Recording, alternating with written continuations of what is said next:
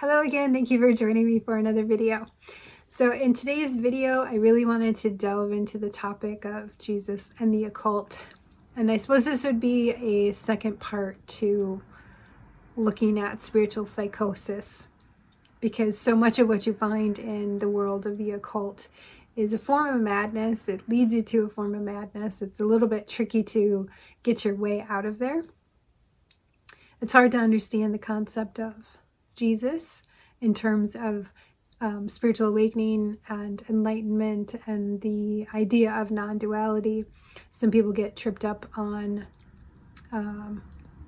why are there deities, or being dismissive of the concept of deities, and in particular the story of Jesus, why it is still relevant despite your level of attainment, if you will. And what happens if you don't have some concept there to keep you connected to God, and then go into the occult. And to put it very, very simple, once you start waking up spiritually, your consciousness expands outside of your own limited sphere. It can be taking in soul level memories from past lives. It could be taking in simulations that you're running in your own imagination. But you're also exposed to more information than you're usually used to having. And some of that information includes other people's thought forms. Now, most people walk around and they just have their thought forms, which are, 6 feet from their body. And as long as you stay 6 feet away from them, you're not overly influenced by whatever they're thinking. But for somebody who's been awake for a long time, you can project your thoughts quite a bit farther than 6 feet. And so, also, you can sense thoughts from farther away. A lot of people are very familiar with remote viewing. They're familiar with astral traveling. They can forget how much information is actually in the collective air that we breathe. And if you can try to remember that water is capable of being imprinted, and air is just a slightly altered form of water, you'll realize, just with that kind of simple analogy, how much information is in the air. Everybody is constantly taking the thoughts that are in their heads and pushing them out of their thought hole into the space we all share together. And sometimes those thoughts are in their head from traumas. Sometimes they have a talking voice, which belittles them, and that is in the air around them. There's also all of the media that we have been exposed to for the last 100 years in the form of movies, and God knows how long in the form of written word, oral stories. All of that is a part of our invisible matrix that we forget is there because we focus so much on the material realm. So if you've never been exposed to the concept of God and consciousness and all of this invisible stuff, and you become aware of it and then begin expanding, your first inclination might be God is everything and consciousness is everything, and you take a stance that is very open. Some people also begin their journey into the spiritual realms from specific divination practices, attempting to maneuver thought. So projecting thought or attracting thought in order to manifest certain things. So you've opened yourself up to the realm of the invisible, and you don't have any filters. So most people, what happens is they are in the realm of the invisible, like walking into a room full of every kind of person you can imagine, including thieves, including predators, including tricksters of all kinds. So you walked into a space that you do not have categorized. Your body is really good at sensing danger, and it's built on the evolution of danger, right? Or of knowing what's dangerous and what's not, and how to avoid it, and how to communicate with you these things. When you've been not paying attention to the invisible realms and suddenly open yourself up to all forms of the invisible because you don't have any filters set up, you can get taken advantage of in the astrals. You can just inadvertently attract some negativity to you because you have parts of yourself that have not been explored. There's a reason why they do this stuff in stages, and part of the stages is a purification. And if you skip all of that and just open yourself up to it, it's there's no sense to it. You don't have a way to store it, file it, create these automatic responses to certain things. Everything is kind of new, just like a little baby. They come into the world and they're a big sponge for everything, and their parents have to like come in and shield them from all of the dangers in the world until their body and their mind are in communication and they're capable of protecting themselves. So what happens is a lot of people going into with a naivety, because God is invisible, all things invisible are part of God, therefore I can just do whatever the hell I want. And it's the same, that is not true in the case of your body, just going wherever your body wants because you're a beautiful, happy human. It's true for your spirit and your consciousness as well. There's things that you do not want to attract to yourself, that you may inadvertently attract yourself because you've been traumatized or been exposed to too many, poor media choices. And so you need to have filters for that. Now, you have to try to understand that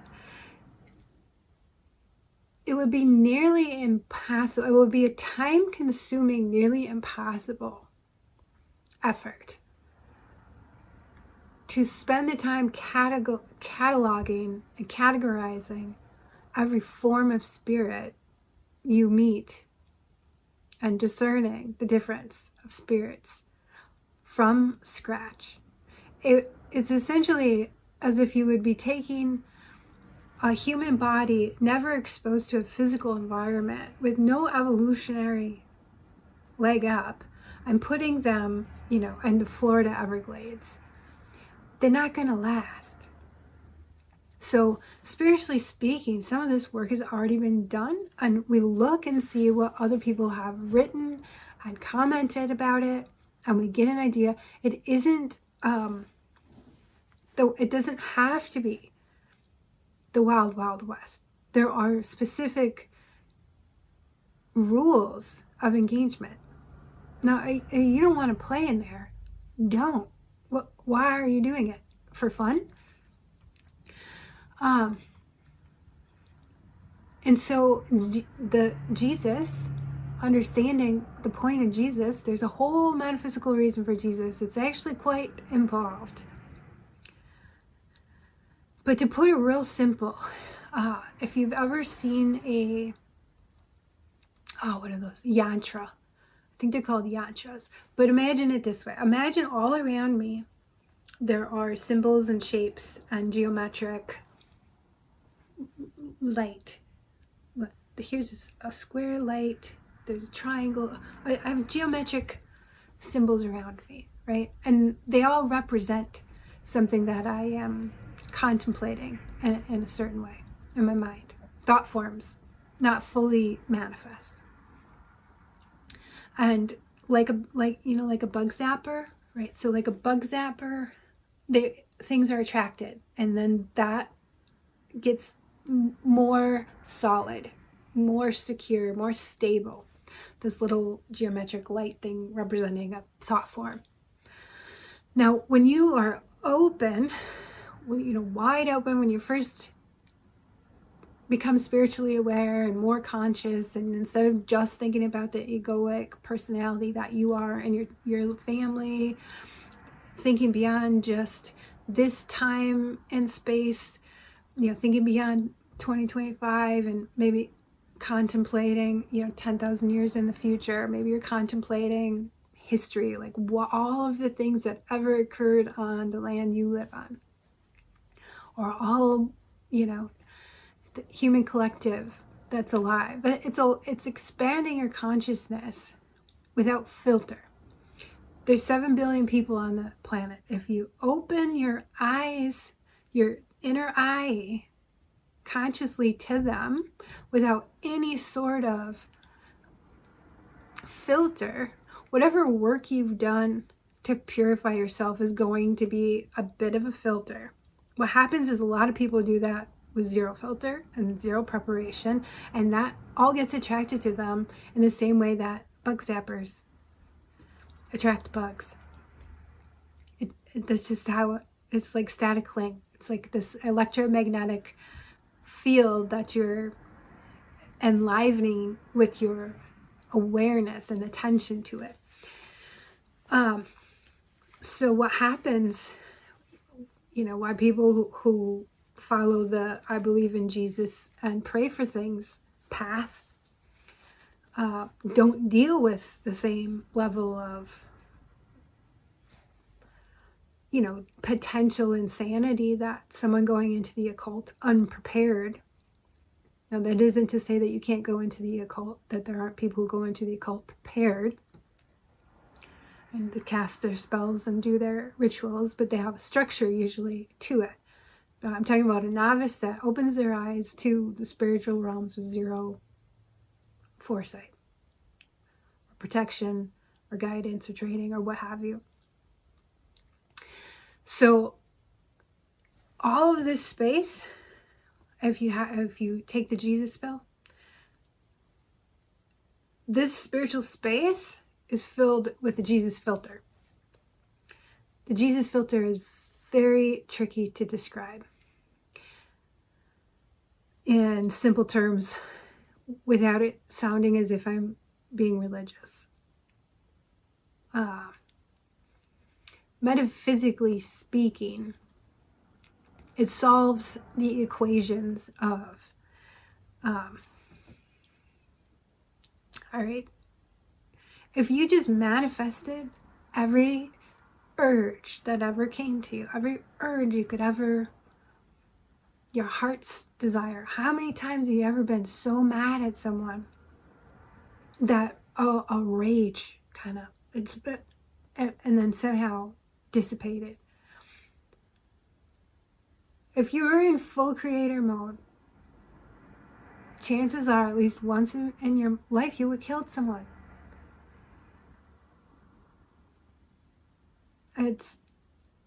Emotions are tricky, and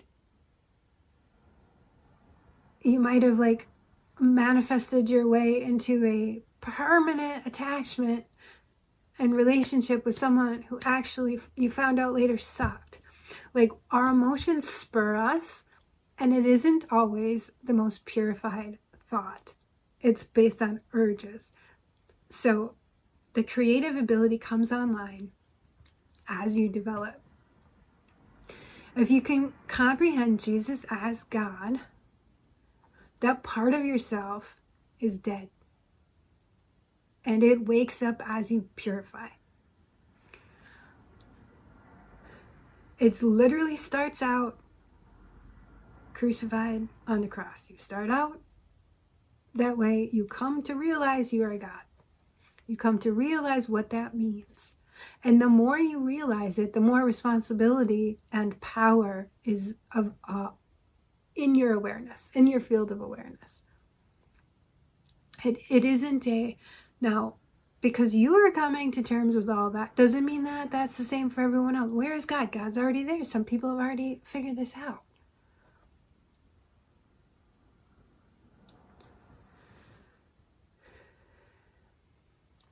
And so it's like taken away from you for your sin. for the times you will miss the mark. And you will use that power inappropriately. It is taken away. You don't get to have the God power initially. It's crucified. And then reborn in you once you actually comprehend it. It's a safety net. I don't know how to say this better. Some people are going to understand completely what I'm saying, and some people are not.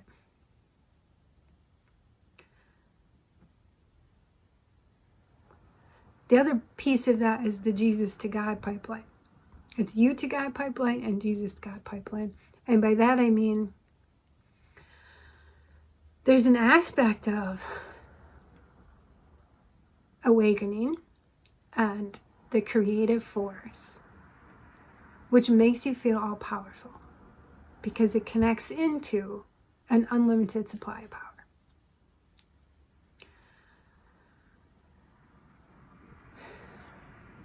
And that, when you tap into that kind of like God all powerfulness, so there's God, the all-knowing, and there's love, and there's all of this, but there is an aspect of divinity which is destructive. And by that I mean there's a will to God, and if you're not in alignment with that will, and this is creative, then you are in the death zone. So it solves the mathematical equation, if you will, of how not to get yourself destroyed by the God power, because you're a work in progress. It is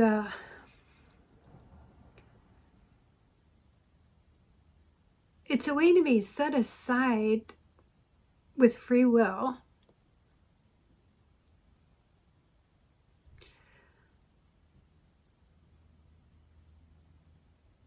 and almost the only way that free will could ever exist is if there is an aspect that separates you from that singular will that is God's will.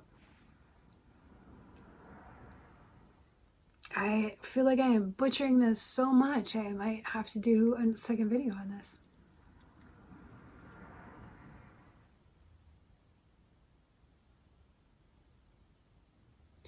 It's just so much more than I pissed God off, and if I say this name Jesus, then God won't be mad at me. There are literal metaphysical rules at play, and it is a useful shortcut to bring someone who believes they're outside of God's domain, who might actually be outside of God's domain,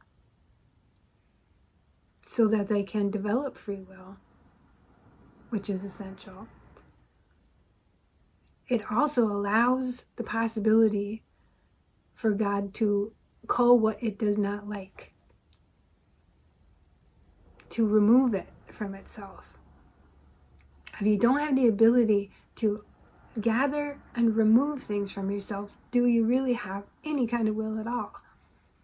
So it isn't just, does God have free will? Do I have free will? If there be any free will at all. And you don't even have to think of God. I would hope you would understand that a human thought could think this far in advance to spontaneously write these rules of engagement with consciousness. If you could look at it in a philosophical aspect. If you came to believe that you were unworthy and completely separate from God, how does that ever how do you absolve that following the course of natural events? What would have to cross your path for you to suddenly go, oh, wait a second, my consciousness can connect me to the ability and power to create all things in the universe. How do you get there? And then if you've ever made a mistake, how do you stop self-punishment? How do you stop punishing yourself for the mistake you made and think, oh, I never get to come back? Because humans do not forgive very easily. If you've ever done a wrong to someone and never got a second chance, never even had an apology accepted.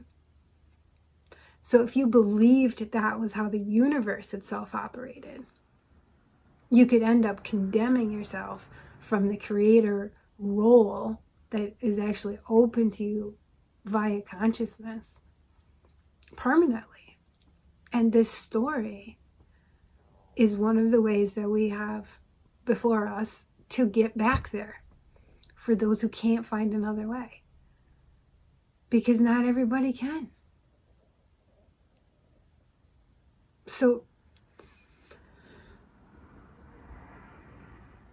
I hear people sometimes like this, they start out in Christianity and they're like, oh, this is horrible. This is the condemning God who hates everybody, who's going to throw them in the lake of fire. And they get a very negative taste of it, and they go explore their consciousness. They get introduced to other cultures, to other religions, to other ideas, to an expanded state of, hopefully, looking at what human beings have developed, explored, detailed, of all of the invisible,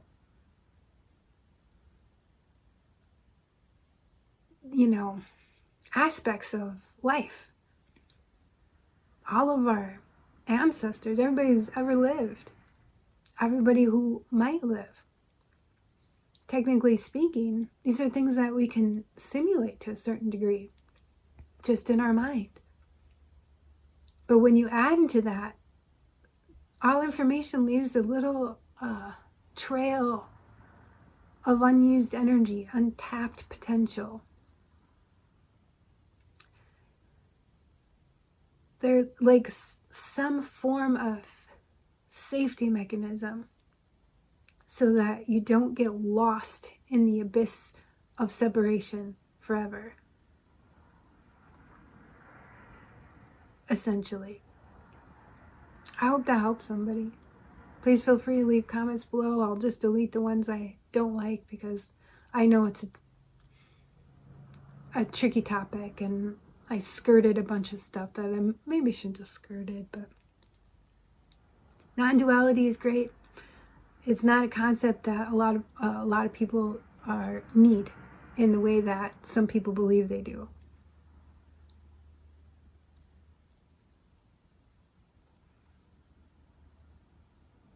Because we're so far behind the 8 ball in that regard that if you tell a person God can't be somewhere else,